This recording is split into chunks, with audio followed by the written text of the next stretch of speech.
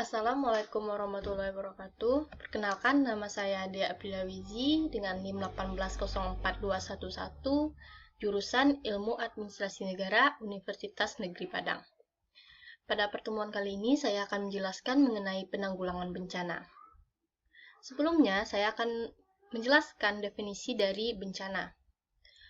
Bencana menurut Undang-Undang Nomor 24 Tahun 2007, Pasal 1 Angka 1, yaitu peristiwa atau rangkaian peristiwa yang mengancam dan mengganggu kehidupan dan penghidupan masyarakat yang disebabkan baik oleh faktor alam, non-alam, maupun faktor manusia, sehingga mengakibatkan timbulnya korban jiwa, kerusakan lingkungan, kerugian harta benda, dan dampak psikologis. Selanjutnya yaitu menurut International Strategy for Disaster Reduction. Bencana yaitu suatu kejadian yang disebabkan oleh alam atau karena ulah manusia terjadi secara tiba-tiba atau perlahan-lahan sehingga menyebabkan hilangnya jiwa manusia, harta benda, dan kerusakan lingkungan. Kejadian ini di luar kemampuan masyarakat dengan segala sumber dayanya. Selanjutnya yaitu jenis bencana yang akan dihadapi. Yang pertama ada bencana geologi, contohnya seperti erupsi gunung api, gempa bumi, tsunami, bencana asam karhutla, dan bencana kekeringan. Selanjutnya bencana hidrometeorologi, yaitu contohnya banjir, longsor, angin puting beliung, dan abrasi. Dan selanjutnya yaitu bencana non-alam, seperti limbah, gagal teknologi, dan epidemi. Selanjutnya mengenai penanggulangan bencana.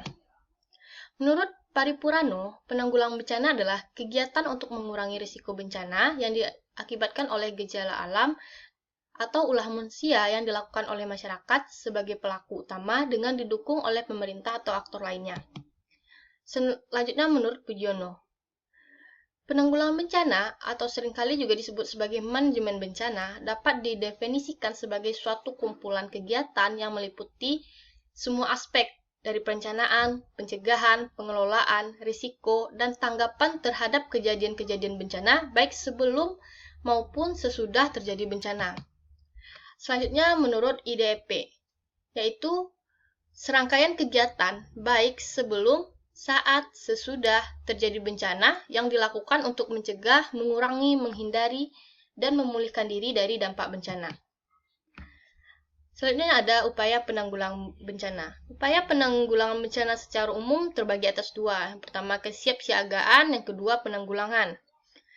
Kesiapsiagaan berarti keadaan siap setiap saat bagi setiap orang, petugas, serta institusi pelayanan termasuk pelayanan kesehatan untuk melakukan tindakan dan cara-cara menghadapi bencana baik sebelum, sedang, maupun sesudah bencana. Selanjutnya penanggulangan. Penanggulangan yaitu upaya untuk menanggulangi bencana baik yang ditimbulkan oleh alam maupun ulah manusia termasuk dampak kerusuhan yang meliputi kegiatan pencegahan, penyelamatan, rehabilitasi, dan rekonstruksi. Selanjutnya ada peran pemerintah pusat dalam penanggulangan bencana. Yang pertama yaitu penetapan kebijakan penanggulangan bencana yang selaras dengan kebijakan pembangunan nasional. Yang kedua ada pembuatan perencanaan pembangunan yang memasukkan unsur-unsur kebijakan penanggulangan bencana. Yang ketiga, penetapan status dan tingkatan bencana nasional dan daerah. Yang keempat, penentuan kebijakan kerjasama dalam penanggulangan bencana dengan negara lain, badan-badan atau pihak internasional lainnya. Yang kelima ada pengendalian, pengumpulan, dan penyaluran uang atau barang yang berskala nasional. Dan yang terakhir, pembentukan satuan reaksi cepat penanggulangan bencana seperti BNPB, Polri, TNI, dan lain-lain. Selanjutnya yaitu peran pemerintah daerah dalam penanggulangan bencana. Peran pemerintah daerah dalam penanggulangan bencana terdiri dari beberapa aspek. Yang pertama yaitu aspek legislasi, di mana pemerintah harus membuat peraturan daerah tentang penanggulangan bencana, peraturan daerah tentang pembentukan BPBD, pedoman teknis standar kebutuhan minimum penanganan bencana, prosedur tetap, prosedur operasi, serta peraturan lainnya. Selanjutnya itu aspek kelembagaan, di mana pemerintah daerah harus membentuk BPBD, menyiapkan personil profesional ahli, menyiapkan prasarana dan sarana peralatan serta logistik, dan mendirikan pusat pengendali operasi serta pusat data, informasi, dan komunikasi. Selanjutnya, yang ketiga yaitu aspek perencanaan, di mana pemerintah daerah harus memasukkan penanggulangan bencana dalam rencana pembangunan seperti RPJM, RPJP, dan RKP daerah. Selanjutnya, membuat perencanaan penanggulangan bencana, membuat rencana kontingensi, membuat rencana operasi darurat, membuat rencana pemulihan, serta memadukan rencana.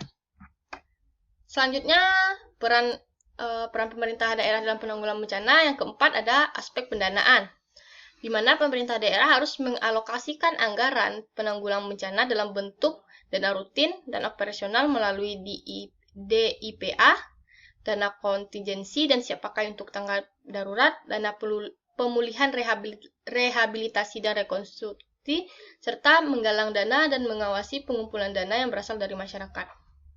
Yang kelima ada aspek pengembangan kapasitas. Aspek ini meliputi pengembangan SDM melalui pendidikan baik formal, informal maupun non-formal, pelatihan, pengembangan kelembagaan berupa pusat operasi, pusat data dan media center, dan pengembangan infrastruktur berupa peralatan informatika dan komunikasi. Dari kelima aspek tersebut dapat kita simpulkan bahwa kelima aspek tersebut sangat penting dan mutlak diperlukan adanya dalam penyelenggaraan penanggulangan bencana. Karena kelemahan yang menyangkut aspek-aspek tersebut akan mengganggu atau menghambat optimalisasi penanggulangan bencana. Selanjutnya ada partisipasi masyarakat dalam penanggulangan bencana. Partisipasi masyarakat dalam penanggulangan bencana terdiri dari 4 bentuk. Yang pertama ada partisipasi pemikiran, partisipasi tenaga, partisipasi barang, dan partisipasi uang.